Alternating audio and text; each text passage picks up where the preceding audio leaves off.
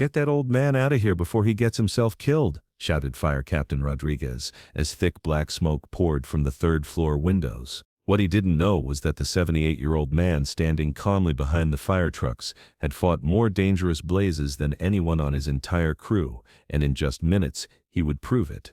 Walter Hayes had been watching the Riverside apartment fire for exactly 43 minutes.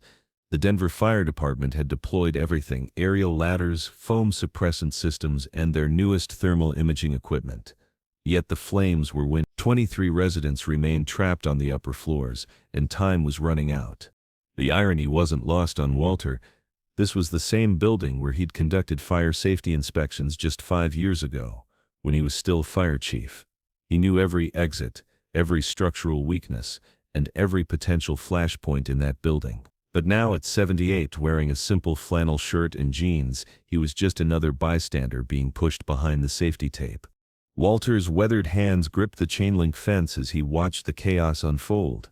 His trained eyes immediately spotted the problems the current team was missing. The wind direction had shifted twice in the last 20 minutes, creating dangerous backdraft conditions that could kill firefighters in seconds. The building's unique construction, steel frame with concrete block infill, meant heat was being trapped in ways that would surprise anyone who hadn't studied the architectural plans like Walter had. He'd built his reputation on fires like this one. The Westside Hotel blaze in 1987, where he'd saved 43 guests by recognizing that the fire was traveling through hidden wall spaces. The Century Manufacturing fire in 1993, where his unconventional approach had prevented a chemical explosion that could have leveled 6 city blocks. The Riverside Elementary School fire in 1999, where his quick thinking had evacuated 400 children with 0 casualties. But those victories felt like ancient history now. "Sir, please step back. This is an active fire scene," said firefighter Collins, a young man Walter didn't recognize, probably hired after his retirement. The kid's turnout gear was pristine, his helmet barely scratched. Fresh out of the academy, Walter thought, still believing that equipment and protocol could solve everything. Collins couldn't have been more than 25, with the kind of eager confidence that came from textbook knowledge but no real-world scars. Walter remembered being like that once, back in 1967 when he'd first joined the department. He'd thought he knew everything too, until his first major fire taught him that flames don't read instruction manuals. "I know this building," Walter said calmly, his voice carrying the authority of decades.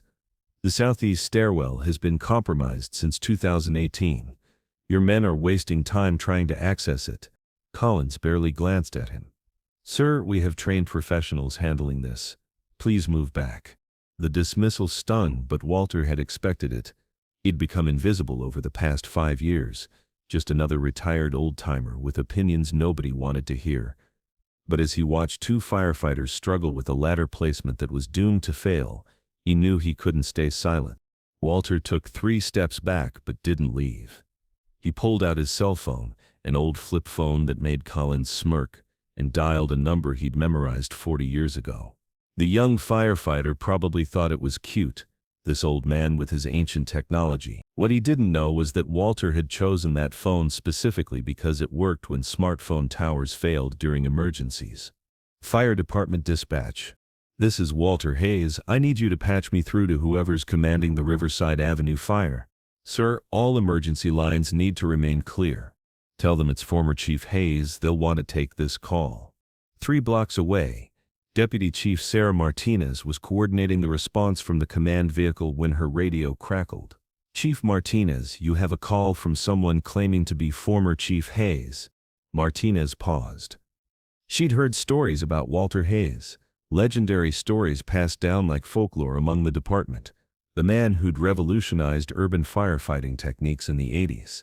The chief who'd never lost a civilian in a high-rise fire during his 30-year career. The one who'd trained half the current department before mysteriously retiring 5 years ago under circumstances that nobody liked to discuss.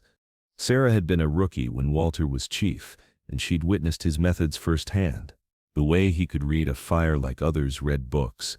How he'd walk into the most dangerous situations with a calmness that inspired confidence in every firefighter under his command. She'd always wondered what really happened during those final months before his retirement. "Put him through." Martinez felt a chill of recognition. This was exactly how Walter operated, cutting straight to the heart of the problem while everyone else was still figuring out where to position their equipment. "Chief Hayes?" Martinez's voice carried a mix of respect and desperation. "Where are you?" "Behind your perimeter tape, being treated like a confused old man." Martinez scanned the crowd until she spotted him, tall, silver-haired, standing perfectly still while everyone else panicked. Even at this distance she could see the calm authority in his posture. He stood with his feet slightly apart, hands clasped behind his back, head tilted at the precise angle needed to read wind patterns and smoke behavior. It was the stance of a man who'd spent decades making life-or-death decisions in seconds. Around Walter, other bystanders were filming with their phones, taking selfies with the fire in the background, or frantically calling friends to report the drama. Walter simply watched and analyzed, his mind processing details that trained firefighters were missing. "Collins," she barked into her radio, "bring the gentleman in the flannel shirt to the command post. Now." Collins looked confused as he jogged back to Walter. "Sir? Command wants to see you." Walter followed without a word, his trained eyes already cataloging everything wrong with the current operation. They were following textbook procedures for a standard apartment fire. But this wasn't standard. This was a perfect storm of architectural design flaws and environmental factors that most firefighters wouldn't encounter once in their entire careers. "Chief Hayes," Martinez said as he approached. Despite being 20 years younger and currently in command, she showed him the respect his reputation demanded. "What do you see that we don't?" Walter studied the building for 30 seconds before speaking. His eyes moved systematically from ground floor to roof, cataloging details that would escape most observers. The slightly different color of smoke emerging from various windows told him exactly where the fire had spread. The way certain windows reflected light indicated which rooms had reached flashover temperatures. The angle of flames visible through the glass revealed wind patterns inside the structure. "The fire's burning in a stack effect pattern," he finally said. "Hot gases are rising through the central stairwell and accumulating on the top floors. Your men are trying to enter from the sides, but they're walking into a thermal trap. The temperature in those stairwells is probably approaching 1,800 degrees right now." He pointed to the roof. "See how the smoke is venting? That tells you the fire has compromised the building's central column. Every minute you delay, those trapped residents are breathing more toxic air. But more importantly, the structural integrity is failing faster than your incident commander realizes." Martinez felt her heart rate spike. Walter was describing conditions that matched her worst-case scenario models. "What do you recommend?" "Defensive attack from the outside, cooling the structure while simultaneously creating negative pressure ventilation. Then entry through the northwest corner. There's an old fire escape there that most people don't know about because it was added during a 1995 renovation that wasn't properly documented." Captain Rodriguez, who had been listening with growing skepticism, stepped forward. His jaw was set in the stubborn line of someone whose authority was being challenged. "With all due respect, that's not standard protocol for a residential fire. We follow NFPA guidelines, not improvised theories." "Son, how many high-rise fires have you fought?" "7, sir." Rodriguez's chest puffed out slightly as he said it. "I fought over 300. Walter's voice remained calm, but there was steel underneath. "Protocol exists for typical situations. This isn't typical. This building has structural irregularities that make standard approaches deadly." The tension between old wisdom and new methodology hung in the air like the smoke around them. Rodriguez looked to Martinez, clearly expecting her to side with established procedure over the advice of a retired chief with a controversial past. Martinez made the decision instantly. "Do it. Redirect teams to the northwest corner. Execute defensive cooling operations immediately." Rodriguez's face flushed, but he began issuing orders through his radio. As the crews repositioned, Walter noticed something that made his blood run cold. His trained eye had caught a detail that would have been invisible to most people. "Sarah, do you see that window on the 4th floor, northeast corner?" She followed his gaze, squinting through the smoke and heat haze. "What about it?" "Someone's been trying to signal from there for the last 10 minutes. Look at the pattern, short, long. That's SOS in light signals." Martinez grabbed her binoculars and focused on the window. Sure enough, a faint flashlight beam was blinking desperately from behind the smoke-darkened glass. The signal was weak, barely visible, but unmistakably deliberate. "That's room 4B, Walter said without hesitation. "Elderly resident named Mrs. Chen. She's probably too weak to make it to the exits. Your men missed her because they're following evacuation routes instead of doing room-by-room searches of the upper floors. How do you—" Martinez started to ask, then stopped herself. She was beginning to remember why Walter Hayes had been legendary. "I make it my business to know every resident in every building I inspect. Mrs. Chen, 82 years old, severe arthritis, lives alone, has 2 cats named Lucky and Shadow. She wouldn't have been able to evacuate with the others, and she's too proud to call for help until she's absolutely desperate. A fire chief who doesn't know his community is just a bureaucrat with a badge." Walter's expression darkened slightly. "That was part of my problem with the city council. They wanted efficiency reports and budget analyses. I wanted to know who lived behind every door." The truth was more complicated than Walter let on. His retirement hadn't been voluntary. The city had been pushing for modernization of the fire department, more technology, less personal involvement, cost-cutting measures that prioritized property over people. Walter had refused to reduce his inspection schedules or eliminate his practice of personally visiting high-risk residents. The final confrontation had come after he'd spent department resources on welfare checks for elderly residents during a budget crisis. Walter had responded by submitting his resignation the next day. He'd rather step down than compromise the principles that had kept people alive for 3 decades. 25 minutes later, using Walter's strategies, the fire was under control. The northwest approach had worked perfectly, allowing firefighters to reach trapped residents without walking into the thermal death trap the main stairwells had become. Mrs. Chen was rescued. The rescue of Mrs. Chen had been particularly dramatic. When firefighters finally reached her apartment, they found her collapsed near the window, her flashlight still clutched in her hand. Lucky and Shadow, her 2 cats, had been huddled beside her, their presence probably helping her maintain consciousness by giving her something to focus on besides the encroaching smoke. As paramedics loaded Mrs. Chen into an ambulance, she managed to grab one of the firefighters' hands. "The old man," she whispered through her oxygen mask. "The old man told them where to find me." Her eyes searched the crowd until they found Walter, and she managed a weak wave of gratitude. Walter stood quietly at the perimeter, watching the controlled chaos of post-fire operations. Fire trucks were repositioning, hoses were being rolled and stored, and the incident command post was beginning the process of documenting everything of fifth. The official report. It was a dance he'd choreographed hundreds of times, but now he was watching from the outside. As the last flames were extinguished, Martinez approached Walter, her turnout coat slung over her shoulder, her face streaked with soot and exhaustion. "Chief, I don't understand. Why did you retire? You're the most effective firefighter I've ever seen." Walter was quiet for a long moment, watching his former colleagues pack up their equipment. The familiar sounds of post-incident cleanup filled the air, the hydraulic whine of aerial ladders retracting, the metallic clang of equipment being stowed, the crackling of radios as units reported their status back to dispatch. 5 years ago, there was a warehouse fire in the industrial district, he finally said. Chemical storage facility. The fire department wanted to let it burn and just contain the spread standard procedure for hazardous materials. But I knew there was a homeless shelter just 2 blocks downwind. And the toxic smoke would have killed dozens of people. Martinez nodded, encouraging him to continue. She'd heard rumors about Walter's final case, but never the full story. I made the call to attack the fire aggressively, using foam and specialized equipment. We saved the neighborhood, but the operation cost the city nearly $2 million in equipment and overtime. The chemicals we used contaminated 3 city blocks and required extensive environmental cleanup. Walter's voice carried the weight of old wounds.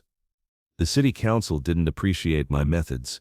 They said I was reckless with taxpayer money and too emotional in my decision-making. They decided I was too old-fashioned for modern firefighting, too focused on individual cases rather than statistical outcomes. That's ridiculous, Martinez said, but Walter held up a hand. Maybe it wasn't entirely wrong. I did make that call based on instinct rather than policy. I did prioritize saving lives over saving money, but I've learned something in 5 years of retirement." He looked directly at her. "Being right doesn't always matter if people don't want to listen." Walter nodded, waiting. "Would you consider coming back? Not as chief, but as a consultant? Someone to teach us what they don't cover in the academy? Because what you did today, that wasn't just firefighting. That was something else entirely." Walter looked at the building now safely evacuated, fire extinguished, structural integrity preserved.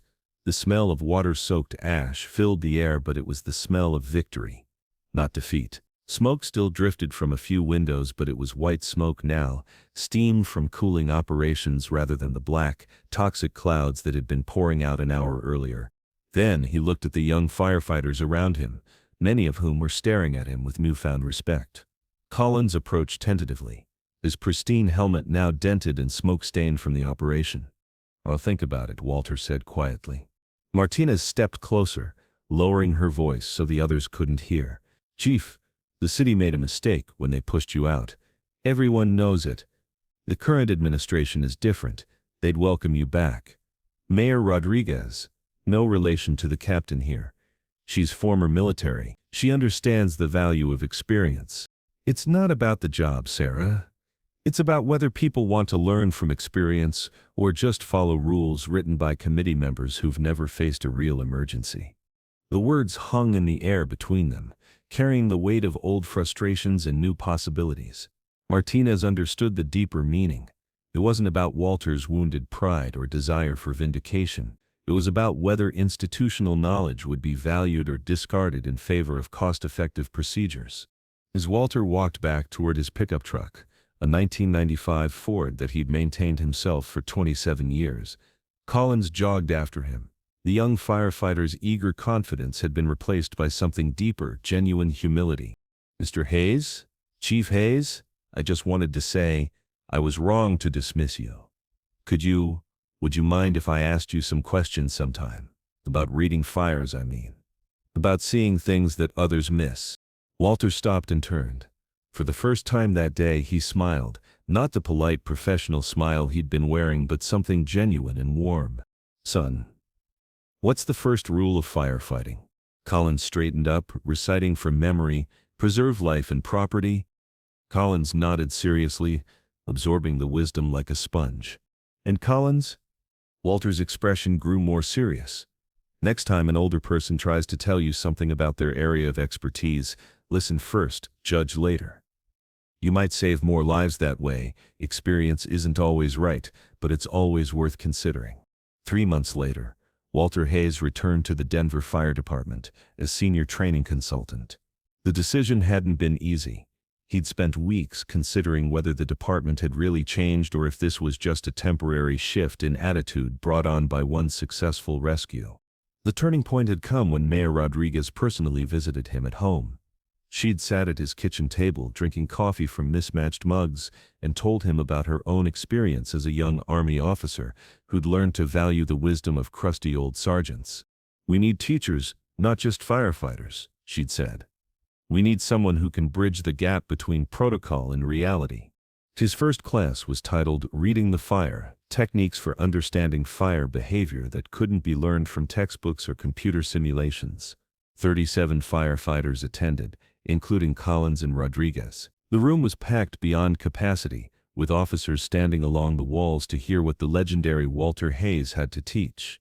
Walter began the class not with theory but with a story. He told them about the Riverside Avenue fire, about Mrs. Chen and her cats, about the importance of knowing your community and reading the signs that others missed. But more importantly, he talked about the balance between confidence and humility, between following procedures and adapting to reality. "Every fire is a conversation," he told them. "The fire talks to you through smoke patterns, heat behavior, structural responses. Your job is to listen to what it's saying and respond accordingly. But first, you have to believe that you have something to learn." On his desk in the training center, he kept several photos. The largest showed Mrs. Chen being carried to safety by firefighters who had found her using his guidance. Below it, a handwritten note in shaky handwriting, "Thank you for not giving up on an old woman and her cats." We are all doing well, Mrs. Chen and family. But Walter also kept a photo from his warehouse fire 5 years earlier, the one that had ended his career as chief. It showed the homeless shelter that had been evacuated safely, filled with people who were alive because he'd chosen to fight a fire that the book said should have been allowed to burn. The environmental cleanup had cost millions, but the human cost of following protocol would have been immeasurable. Walter never gave up on anyone. That's what made him legendary. And now, a new generation of firefighters was learning the same principle. Collins had become his most eager student, often staying after class to discuss complex scenarios and asking thoughtful questions about the intersection of protocol and intuition. Rodriguez, too, had changed.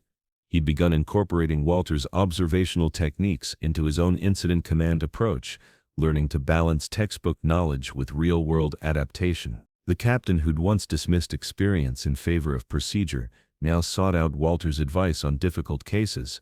"Chief," Rodriguez said after one particularly challenging training session, "I wanted to thank you for your patience with me.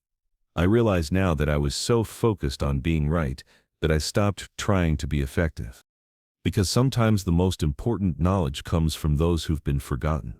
Sometimes the quiet voice in the back has fought battles no one else has seen, and sometimes the old way is still the best way." If you enjoyed this story, leave a comment sharing a time when someone's experience taught you something valuable. Don't forget to like and subscribe for more stories about the heroes hiding in plain sight.